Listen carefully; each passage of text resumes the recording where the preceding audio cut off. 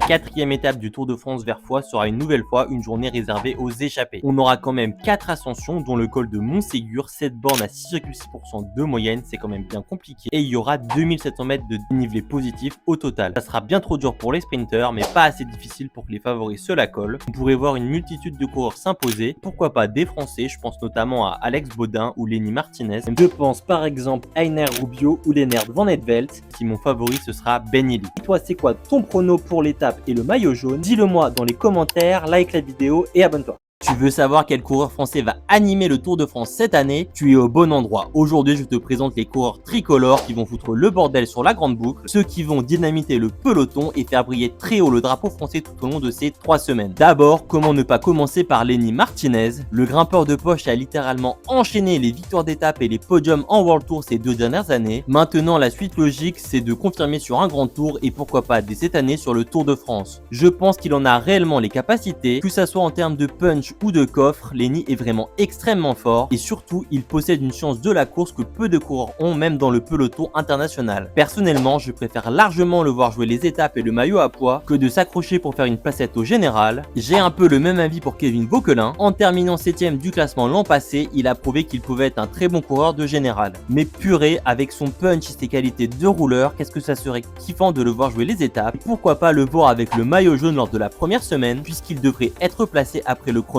par équipe du l'Armada qu'amène son équipe Ineos et ses qualités de puncher grimpeur qui lui permettront de briller à Barcelone et dans les Pyrénées. Évidemment, en 3ème place, on va parler de Paul Sexas. Là, on dépasse le stade de l'attente, c'est carrément de l'appréhension. Le mec a 19 ans, c'est le plus jeune débutant du Tour de France depuis 1937 et tout le monde lui parle déjà de victoire au général. Personnellement, j'ai vraiment hâte de voir ce que Paul va nous réserver sur le Tour de France, mais attention à ne pas lui mettre trop la pression. On est sur une découverte, donc profitons du moment et n'attendons pas trop de résultats la première année, comme ça on ne pourra qu'être agréablement surpris. Je m'attends à le voir s'accrocher au général, à voir s'il parvient à rester dans les 10, mais s'il est lâché très tôt, pourquoi pas le voir nous claquer une grosse victoire d'étape. En 4ème position, je vais vous parler d'un des coureurs qui va me faire le plus rêver, monsieur Romain Grégoire. Le français va étreiner son magnifique maillot de champion de France sur le Tour de France cette année et ça devrait être un des grands attaquants du mois de juillet. Son équipe est dépourvue de leader au général et devrait donc être exclusivement dédiée à son service. Personnellement, je suis persuadé qu'il a les jambes pour lever les bras avec le maillot tricolore. Il en était déjà très proche l'année dernière et il a encore progressé. Maintenant, il s'agira juste de concrétiser.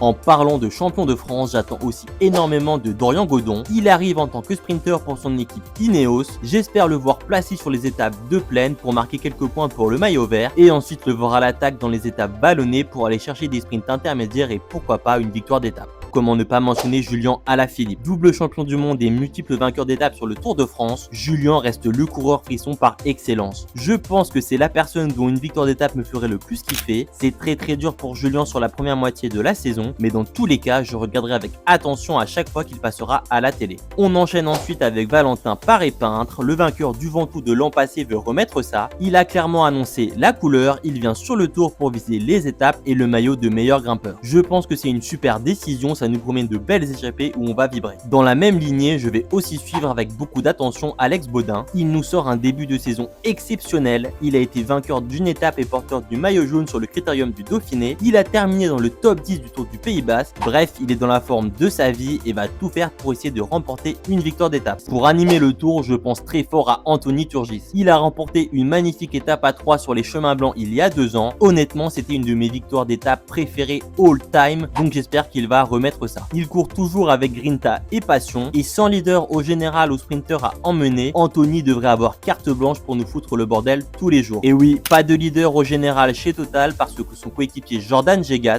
10ème du Tour de France l'an passé, a annoncé cette année ne pas jouer le général mais se concentrer sur les victoires d'étape. Vu le nombre de coureurs qui ont annoncé viser le top 10, c'est plutôt une bonne décision, mais attention, la densité en montagne est très élevée et ça sera pas du tout évident de lever les bras, mais s'il y en a un qui a les jambes pour remporter une belle étape de montagne, c'est bien Jordan. Enfin, comment ne pas mentionner en bonus monsieur Baptiste Weistrofer. C'est le baroudeur préféré de ton baroudeur préféré, il sera sûrement à l'attaque sur toutes les étapes de plaine et on le remercie par avance pour ça. Ça va nous occuper pendant les départs et ça nous permettra de siester dans des bonnes conditions dans les étapes pour sprinter. Pourquoi pas nous refaire le coup du Tour d'Oman où il avait réussi à piéger tout le monde. Et voilà pour mes 10 coureurs français à suivre sur le Tour de France. Dis-moi si tu es d'accord avec moi et si j'ai oublié quelqu'un, like la vidéo et abonne-toi.